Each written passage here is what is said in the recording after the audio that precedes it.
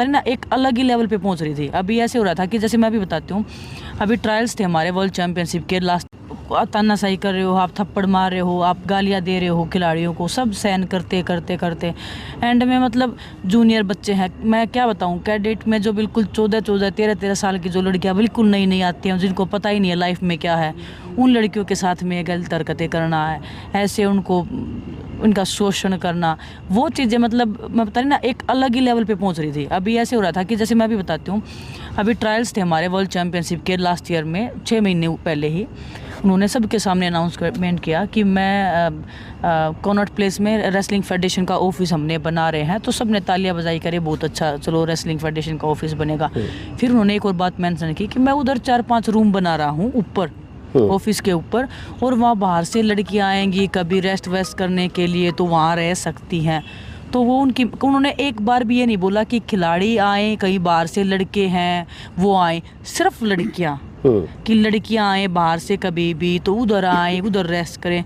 तो उनकी मेंटलिटी क्या थी वो 4-5 रूम बनाने की। उसी टाइम मेरे को इतना धक्का लगा ना कि ये बंदा किस लेवल पे जाना चाह रहा है, मतलब और मैं तो 20 साल तक राज करूंगा अभी तो, हंस हंस के। उसी दिन की बात बता रही हूँ मैं आपको, उस दिन इतना गुस्सा आया था। ये 6 महीने पहले हमारे वर्ल्ड चैंपियनशिप के ट्रायल्स थे, उसमें उन्होंने बोला था। उस दिन इतना गुस्सा आया था सर, बस लिमिट ही क्रॉस हो गई थी हर चीज़ की, कि ये इंसान ख़त्म करेगा रेसलिंग को बिल्कुल भी, क्योंकि इसकी जो मेंटलिटी है ना वो अलग लेवल पे पहुंच चुकी है। ये पागल हो गया इन चीज़ों के लिए, इसकी हरकतें हैं वो रुकने वाली नहीं है। और अभी क्या होने लग गया ना, उसके जो लोगों की जो गलत लोगों के जो थे, उनके हाथ भी ज़्यादा फैलने लगे थे हर उसमें, लड़कियों के मामले में उनके हाथ ज़्यादा फैलने लगे थे, ज़्यादा ओपनली वो होने लगे थे। तो वो चीज़ सबसे ज़्यादा परेशान किया है। और मतलब हर चीज़ पीछे है उनका, मैं बता रही ना, उनका व्यवहार, उनका जो बाहुबलीपन है, जो धमकाना डराना, कुछ भी बेइज्जती करना खिलाड़ियों की। पूरा कंपटीशन चल रहा है, किसी भी खिलाड़ी को, तू इधर आ, तू तो लड़की लग ही नहीं रही, तू तो लड़का है, तेरी बॉडी देख, ऐसे शेम करना लड़कियों को।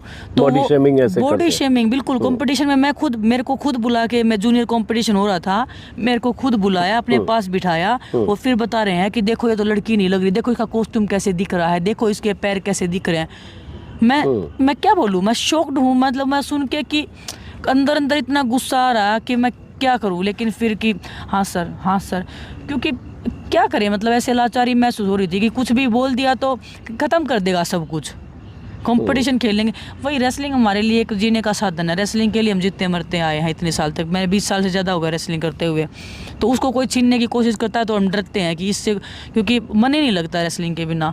तो वो हरकतें इतनी बढ़ रही थी सर, मतलब अति हो रही थी, रावण से भी ज़्यादा। मतलब राम रहीम है या जो भी जितने भी ये अपने देश में इतने लोग ऐसे आए हैं जिनके ऊपर सेक्सुअल हरासमेंट का लगा है, मुझे लगता है ये तो उससे भी चढ़ के है कुछ ना कुछ। तो ये बताओ, इतने गंभीर आरोप चूंकि लगा रहे हो और लगातार आप लोग बोल भी रहे हो, मुखर हो, तो मैरी कॉम अध्यक्ष थी उस कमेटी की, शायद जो कमेटी बनी, और पीटी उषा भी है।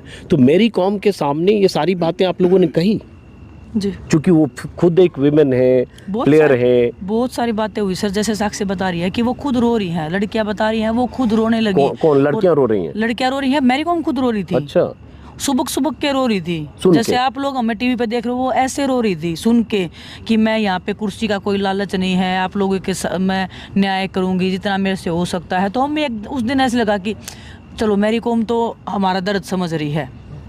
लेकिन जैसे ही उल्ट मतलब ये सब लोग के सोर्सेज आने लगे, उनके झूठी बातें फैलाने लगे, तब एकदम धक्का सा लगा था कि ये क्या हो रहा है, मतलब ट्रस्ट करे तो किस पे करें। साक्षी, जो बात ये कह रही हैं कि मैरी कॉम के सामने खिलाड़ियों ने कहा, लड़कियों ने कहा, वो खुद इमोशनल हुई या रोने भी लगी, तो एक खिलाड़ी होकर, एक महिला होकर क्यों ऐसा लगता है कि उन्होंने नहीं समझा? और दूसरी बात कि जैसे पीटी उषा का बयान आया कि कमेटी की रिपोर्ट का इंतज़ार तो करते, पहले ही सड़क पर बैठ गए। हो सकता है कमेटी में की रिपोर्ट में ऐसा हो जो आप लोगों ने कहा वो मेंशन हो। आपको कैसे लग रहा है क्लीन चिट मिल गया? मैरी कॉम की बात रही, जब लड़कियां वहाँ बयान बता रही थी तो इतने अच्छे रिएक्शन दे रही थी। Yes this is also my story, yes this is also my story. Exactly यही वर्ड्स थे उनके जब वो लड़कियां बयान दे रही थी। Yes exactly this is my story. Oh my god, फिर पूरी सब लड़कियों ने बताई तो कमेटी की लेडीज़ जो मेंबर थी वो सब रोने लगी, लड़कियां क्योंकि रो रही थी।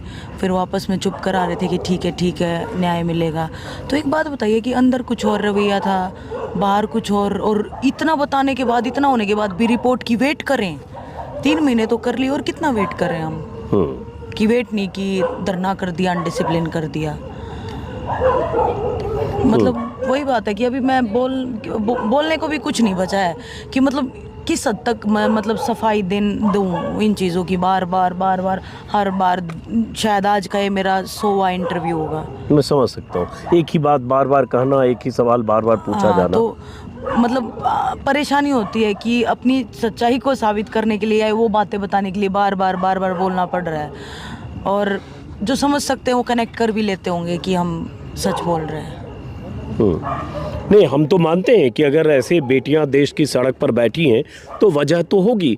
और उसके बाद सबसे बड़ी बात, जो भारत का कायदा कानून है, सुप्रीम कोर्ट की रूलिंग है 2013 की, कि अगर संगीन ऐसे आरोप लगे, कॉग्निजेबल ऑफेंस हो, तो तुरंत एफआईआर दर्ज होनी चाहिए। लेकिन इस मामले में लगातार आनाकानी होती रही। एफआईआर दर्ज कैसे हुई, सुप्रीम कोर्ट के डर से, वो मैं बता चुका। तो जैसे एक टेबल पे आप लोग थे और पीएम आपसे बात कर रहे थे, और विनेश, बेटा विनेश बहुत ही आत्मीयता और प्रेम के साथ, बजरंग से भी, और तो उसके बाद जब ये जनवरी से ये चल रहा है, उसके पहले से भी आप लोगों ने आवाज़ उठाई, लेकिन जनवरी से मैं देखता हूँ तो 3.5 महीने हो रहे हैं। कभी प्रधानमंत्री की तरफ से कोई संवाद, कोई कम्युनिकेशन, कोई बीच का मैसेंजर कि एक बार बात करें, कभी हुआ?